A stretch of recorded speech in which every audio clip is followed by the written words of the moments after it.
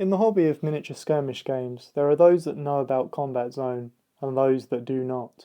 Many people are constantly searching for that perfect skirmish war game on their YouTube channel. They look at expensive systems with premium models, many of which disappear out of production, or go through multiple iterations of editions, constantly needing playtesting. Others try to consolidate and combine all of their rules and never ever seem to quite get there. Think of Necromunda.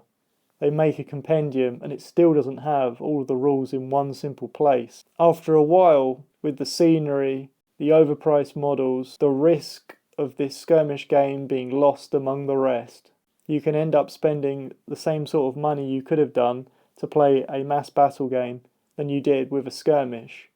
Especially when you consider at the 28mm scale and up, you're typically looking at larger scenery which costs a lot more money. This is where Combat Zone steps in. Combat Zone has always been there. Okay, that's a slight exaggeration. What do I mean by that? Combat Zone started in 1994 in its development. How many editions are there of Combat Zone? 1. Is it still on sale? Yes. Is it miniature agnostic, yet has its own defined flavour and setting? Yes. Is there campaign play? Yes. Is it designed by gamers for gamers? Yes. But wait a minute, that was back in the mid-90s. Surely it's got to be clunky, have out-of-date system mechanics, not be fun to play, dull, no sense of drama or intensity, no high-stakes style of play. No, it does everything you ever needed. Okay, it looks dated. So what? The defined style of the game allows you to choose from many manufacturers of miniatures. You can get premium casted metal miniatures all the way down to these incredibly cheap and out-of-date miniatures I've shoved on top of the box game. So, the basic rules. What about people being overwhelmed? No problem. Here's a reference sheet. It's double-sided. That's literally the entire rules of the base game. There's nothing left out on that sheet. That is the whole game. Is that boring and vanilla? No, it's full of character. But I will want more eventually, won't I? Okay, download a free PDF. It's called The Battle Book. It says it's in playtest version. Yeah, it's been like that since the beginning. They never took it out of playtest. It's for free. You can pay for it to be printed if you want, but that's up to you. Does that mean it's unbalanced and broken like all these other systems that I keep trying to find on the internet? Or I go to conventions and there's like 500 different skirmish games that keep coming out every week? No. It's probably more balanced than most of the skirmish games out there. This is the lore. It's half a page long. I'll read it to you. At the end of the last century, it had come. They called it the information superhighway. They said it was the future, a means of communicating with anyone, anywhere, a place where people could meet and talk, where colour, creed and physical appearance meant nothing. A new means of passing information immediately anywhere in the world. The newspaper, television and computer corporations jumped at the chance to exploit this new medium. Where had it all gone wrong? It was supposed to have been something for everyone, but in the interest of profit had led to a society of haves and have-nots. Too few companies ended up with the lion's share.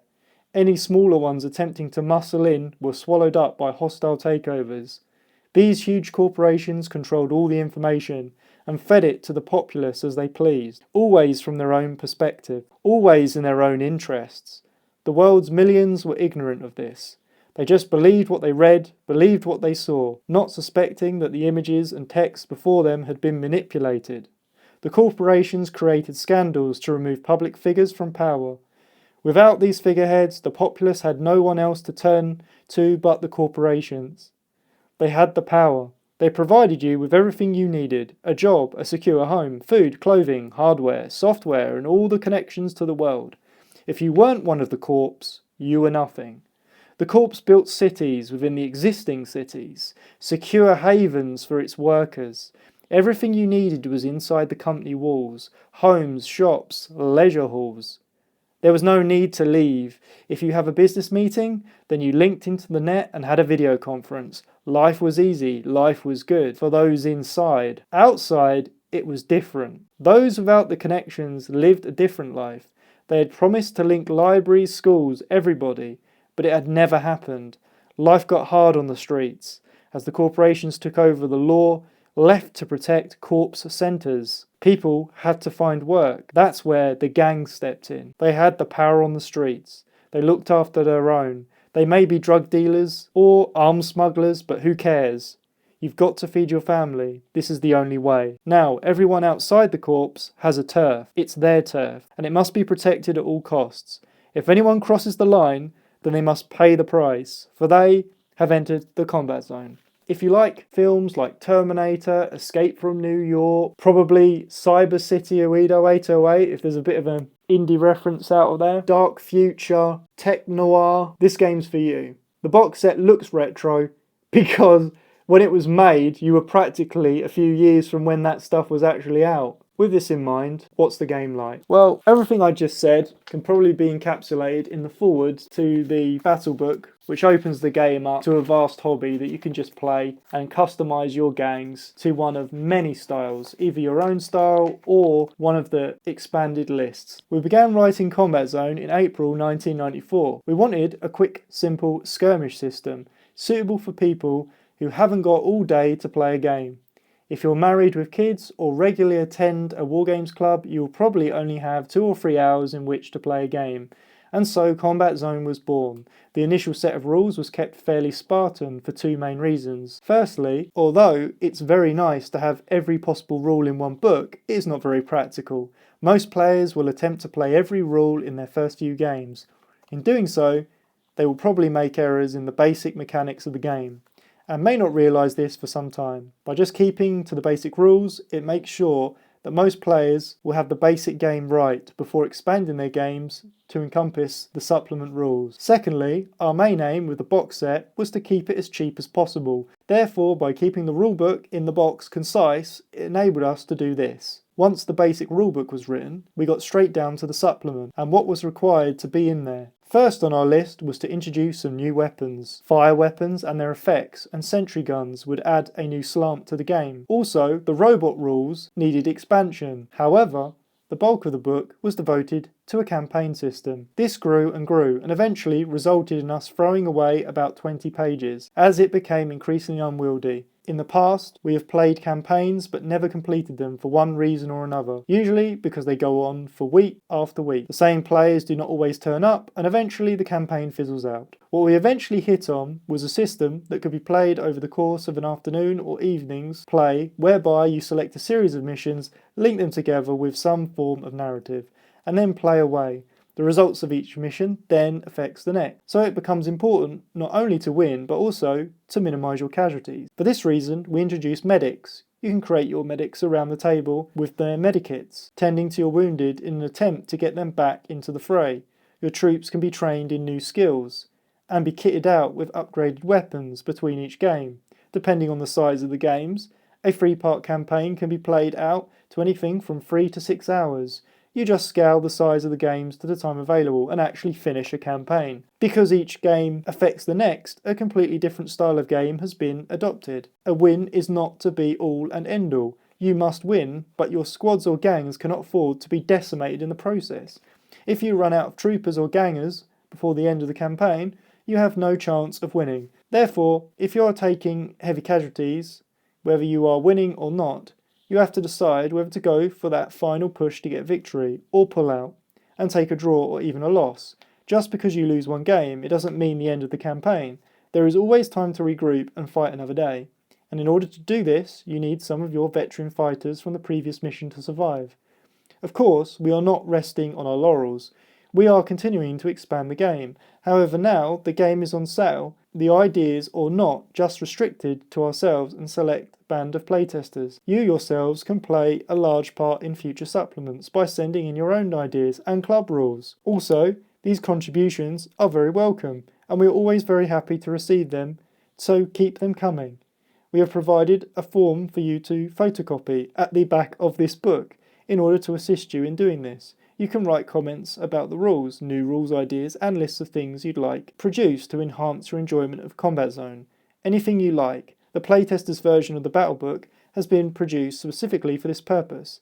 This is your chance to become a part of the development team. It must be stressed that this book couldn't have been written without the help of our current playtesters, who put an awful lot of work into testing all the various systems out and assisting us in ironing out any problems that arose along the way. Chief among them was Pete Graham, who has been known to return home from a game and start typing a complete diagnosis at 1 AM. A very big thank you to him. Also, all the guys at RAF, Oderham and Aylesbury Wargames Club, also Steve White and Neil Ray. Thanks guys. Yeah, that playtest version is good to go. The main rulebook allows you to use multiple actions, turn and shoot, have alternative activation, break every micro part of your action down, take out multiple enemies with a single figure while on the move per turn. All of this is available. There are heroes available, there's different types of communication and coherency, there's different types of traversal around cover, none of it's clunky. There are different range bands for the weapons, all the flavour of the weapons is unique and there's a purpose for all the weapons. There's the ability to have robots in this, it's not mechs, they're all robots. The robots can be repaired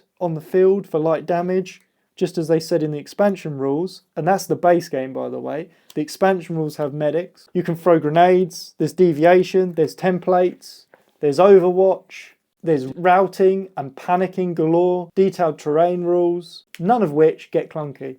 As I say, 2 sides of a sheet for the quick reference. It just works. It goes through the dice range a bit like the Ground Zero games, but just sticks to 3 dice types.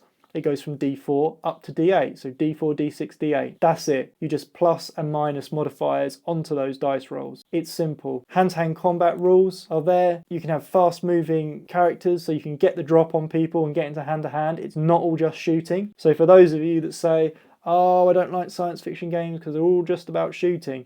In Combat Zone, you can have these densely crowded terrain areas. You've also got, with more veteran units, the ability to take more actions, and therefore you can spend more into movement. So you can go tearing along and sprint and charge and get into combat, and it's very vicious on that. As I say, in the expanded rules, they've added fire weapons so you can set people on fire. Who doesn't like that? In the basic rules, there's already rockets and grenades and smoke, which is really interesting. The smokiness is so dense, vision don't normally pierce the smoke, and it's considered difficult terrain, which is really cool because you're just flooding these built-up areas with this thick kind of smoke designed from the future. It's the near future, it's within the 21st century, but there's all sorts in there. So what did they expand things out to? So they start with a basic campaign in the rules, as an example, where you're actually stealing robots, because you can have robots in the base game, as I've said. It's not just the gangs versus corporations. That's the main idea. You either have a corporate type theme, and they can be incredibly variable. They can either be a law enforcement or paramilitary look, who then sided with the corporations and became their own security, or it can be the corporation's own private army. It's up to you. Corporations have leaders and sub-leaders, whereas gangs just have leaders. So there's more of chains of command and typically more communication within the corporations so that they have more ability to spread out around the battlefield in cohesion. That's right, cohesion's in here as well. Everything's there. There's variable cohesion when you lose your main leader to your sub-leader. Is it clunky? No, it's all on the quick reference sheet. You remember it. What is it? Okay, you've got a leader. Without comms, all the other gangers or corporate have to stay within 15 centimetres of that leader. If you're a corporate, so therefore you can have the sub-leader, and the main leader dies, then it's 10 centimetres from the sub-leader.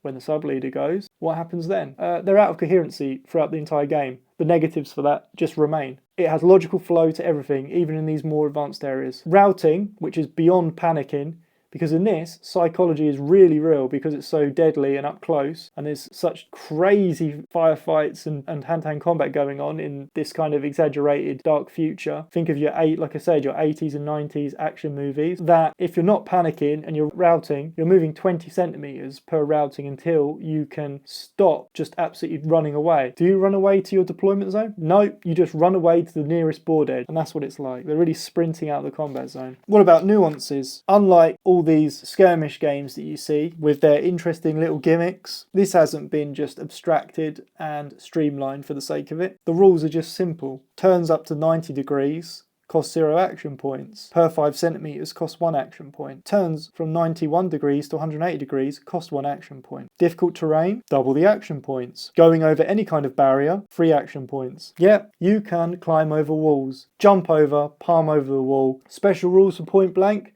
Yep. It's not just in this game short range, you have a proper point blank. And what does point blank work like in this? Increases the damage, not just the ease to hit, because once you get really close, 3 centimeters, all your ammunition is really transferring its full energy into the target, and so is more devastating. Got you covered. It's simple. Again, it's all on the quick reference sheet. What's the weaknesses of the system? There are none. So, battle book. Let's see what interesting, imaginative ideas they added. All your favourite types of aesthetic can roll into this game. It allows you to actually make your custom gangs and they feel like they're part of the game. It doesn't feel like you're forcing that miniature agnostic style collection of models together. You will see how you can lay over your choice of miniatures to make thematic gangs and corpos. So what do we have beyond this? We have actions. You can open doors, you can pick up items, you can hack things. Like I say, you can repair, medic. They just cost an action point or more. They're on quick reference sheets. So what have we got here? New rules. So we have Molotov cocktails and grenades, incendiary grenades. We just had regular grenades and smoke grenades in the main game, and there's effects for them. You have flamethrowers. What else do we have? Crossing burning obstacles. If you really want to get into advanced stuff, it's all here. Look, you can go from rules light to logical rules heavy. Infernos. You can be in a blazing building. They've got rules for it. Jumping from a burning building. What more do you want? New stuff. Machines. Enforcer class robots. So they expand the robots even further. Oh, by the way, there's a fantastic burst fire rule. It's not a game where you're limited to shoot at one target. You take 2 action points for a standard weapon that has multiple shots, or for a heavy weapon 3, or for a machine you spend 4 for burst, which allows you to fire all the weapons that robot has. You can target every single unit within line of sight and split fire how you like with all those weapon systems. So therefore, you can literally run around the corner with your submachine gun, your machine pistol, and spray down 4 guys in one go. And that's a regular ganger,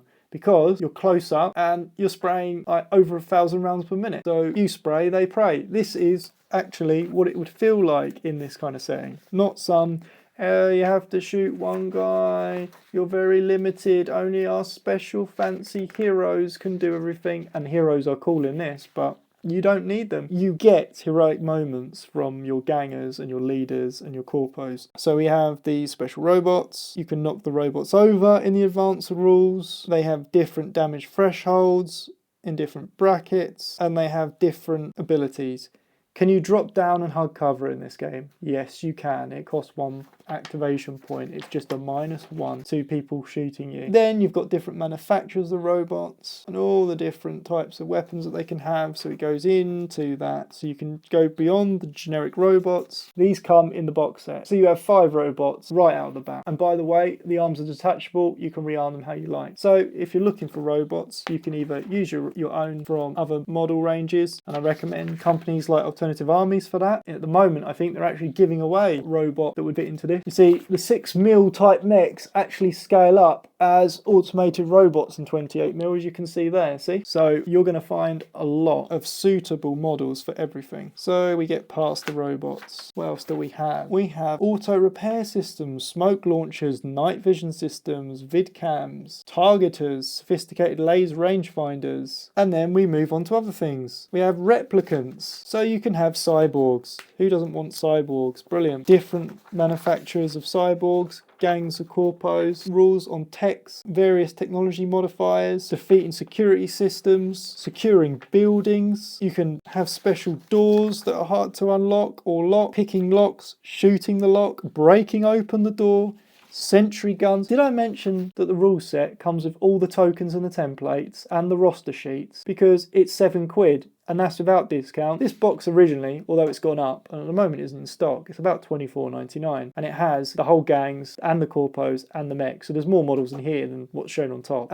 Also comes out with some card scenery, walls and so on for your when you're going into the gang combat zones rather than the corpo protected cities, which you can also fight in because they are in fact their own sub-states within the city, or subdomains. Sentry guns, like they mentioned before, loads of different sentry guns, security fences, first aid, we talked about that. They talk about stunned and wounded and dead differences. And then there's a Grand Slam campaign. So there's alternative ways of playing the campaign with different initiative rules. And you can get down to having shell shot. leg wounds, whole entire rally tables, repairing not just robots, you can repair the replicants, you can repair the super soldiers, the cyborgs, which are your advanced machines. Then you have all the physical skills, combat skills, weapon skills, survival skills, tech and medic. Oh, it's still going. Squad equipment. We have more different gangs. We have gang rare equipment. Now we're getting down into corporate and government forces. Street Tigers, Avengers, Sentinels, Alpha Clones, Corporate Police, individual lists. We have the Deca Military Foundation with its own background and the Max 40 assault rifle with integrated grenade launcher. You just want some of them. Then we have some special combat suits, rules for light lasers, tactical squads with autocannons, machine guns, HE missiles, missile launchers. Yeah, it's all amazing. Deviation, deadly rules. By the way, this simple play template game, 50% or more under the template, full damage. Under 50% touched by the blast template, it drops the damage in half because it's fragmentation on the outer of the main explosion. Yeah, that's in the main simple rules. Special Forces squad, field engineers, lieutenants. We've got heroes, more heroes. We like that. We can have lieutenant heroes, Rambo archetypes as they talk about. Well, they sound fun. Biker gangs, unique biker gang rules, street doctors, street techs, psycho types.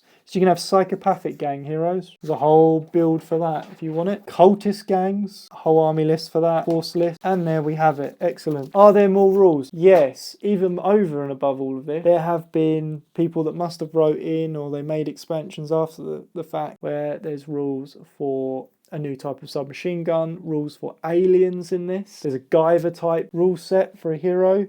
And an alien as in a xenomorph type rules, so you can have all of that. So think of all your favourite movies and novels with that near future, dark future style setting, and that's what you get with this. If you want to save your wallet and you want to save time running around looking for a skirmish game that ticks all of the boxes, here it is on this video. It's been on EM4 miniatures for years and years on sale. It's always there. It's super affordable. Just pick the game up. You can buy the reference sheets as PDFs if you want to print out infinite amounts for 99p. You can download that battle book that I just mentioned for $7.99 for this wad of everything. Here's all the tokens, look, and the templates. They all come in there. There's roster sheets in there. You don't have to print them out yourself. It's a whole thick pad of roster sheets, so it's not just one or two. You can have a quick start, including campaign, all your army list pre-written that's in there. Here's some generic models here. These are pre-painted. Mercenary types, why not? Choose whatever you like. You don't have to use dated models. You can use brand new shiny ones. You can build up the scenery and spend as much money as you like. I'd recommend painting them in the dark future retro style because you'll have good fun with that, but you don't have to. You can literally never leave this game and just play all the sci-fi skirmish you could ever dream of, and it's costing you virtually nothing. You don't need to wait for new editions because they bothered playtesting it. In the front of the rulebook, here we go, is another copy of it because they're so cheap. We have some credits. The designers were Robin Deert and Derek Mudridge, and Royal Air Force War Games Association, a couple of clubs. Back in the day, it was published by Paladin Publishing from Southampton, England. But yeah, EM4 Miniatures is the main place where it's sold. But there you have it.